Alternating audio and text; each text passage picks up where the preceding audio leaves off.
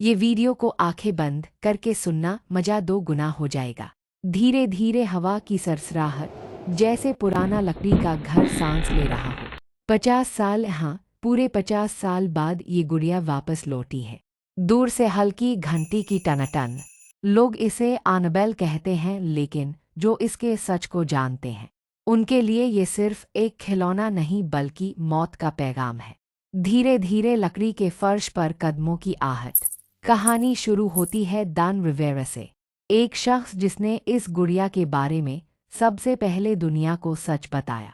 पुराने कमरे की हल्की गूंज, जैसे दीवारें भी सुन रही हों।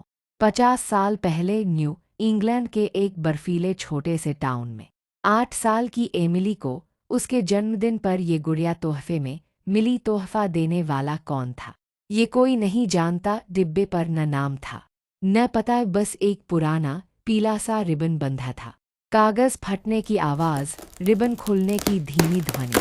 पहले कुछ दिन सब सामान्य था। एमिली सुबह उठते ही गुड़िया को साथ लेकर नाश्ता करती और रात को उसके बगल में सोती, लेकिन तीसरे हफ्ते के बाद अजीब चीज़ें शुरू हुईं।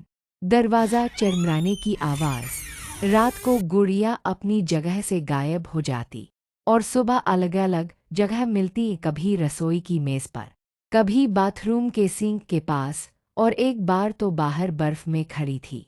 उसके पैरों के आसपास छोटे छोटे गीले निशान थे। दीवारों पर खरोंच की आवाज़ धीरे धीरे बढ़ती हुई। घर की दीवारों पर खरोंच के ताज़ा निशान बनने लगे और एमिली ने अपने माता पिता से कहा कि रात में उसके कमरे में एक और बच्चा आता है जो उसके साथ खेलता है, लेकिन वो बच्चा कभी बोलता नहीं।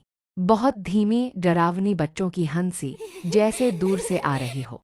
लोगों ने सोचा एमिली बस कल्पना कर रही है, लेकिन फिर एक रात, तेज हवा का झोंका, खिड़की के बंद होने की आवाज़। उसके माता पिता ने देखा गुड़िया अपने आप खड़ी है और उसकी कांच जैसी आंखें सीधे उनकी ओर घूर रही हैं। गहरी ठंडी सांसों की आवाज़, उसके होंठ हल्के हल्के हिल रहे थे, जैसे कोई अजीब पुरानी भाषा बोल रही हो, जिसकी आवाज़ इतनी ठंडी थी कि खून जम जाए।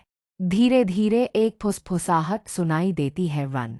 अचानक सारे लाइट बंद हो गए। कमरे में सिर्फ एक पुरानी दीवार घड़ी की टिक टिक थी और बाहर से आती घंटी की आवाज़। भारी कदमों की आहट पास आती हुई। माता पिता के पीछे का दरवाज़ा अपने आप बंद हो गया। खिड़कियां जाम हो गईं और एमिली की चीख गूंजने लगी, तेज कान फाड़ने वाली चीख। फिर अचानक खामोशी। जब दरवाज़ा टूटा, एमिली गायब थी। बस फर्श पर खून की पतली लकीर थी जो कमरे से बाहर और सीढ़ियों के नीचे अंधेरे में जाती थी। धीमी घंटी की टनाटन, जैसे किसी पुराने चर्च से आ रही हो। उस दिन से एमिली कभी नहीं मिली। पुलिस ने घर की तलाशी ली, लेकिन गुड़िया भी गायब थी।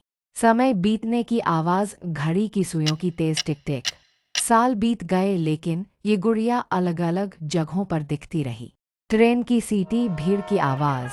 एक बार 1975 में ये किसी पुराने रेलवे स्टेशन के बेंच पर मिली। अगले ही दिन वहाँ से एक बच्चा गायब हो गया। अस्पताल के मॉनिटर की बीप फिर अचानक बंद है।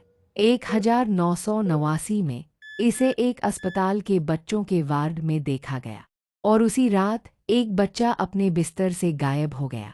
स्कूल की घंटी, खाली कॉरिडोर की गूंज। 2003 में एक स्कूल के लॉकर में बंद मिली कपड़ों पर सूखा खून था। पुराने टेप रिकॉर्डर के चालू होने की आवाज़। दान रिवेरा ने सालों तक इस गुड़िया को ढूंढने की कोशिश की, लेकिन फिर वो खुद गायब हो गया। उसकी टेबल पर बस एक पुराना टेप मिला जिसमें उसने आखिरी बार कहा था। टेप में हल्की कांपती आवाज़, अगर ये तुम्हारे घर पहुंचे तो इसे कभी मत छूना।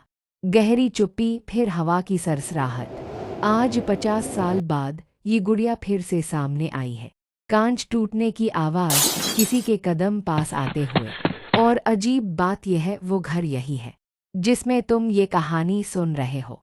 बहुत हल्की, लगभग कान में फुसफुसाती आवाज़। शायद वो अभी तुम्हारे पीछे खड़ी हो।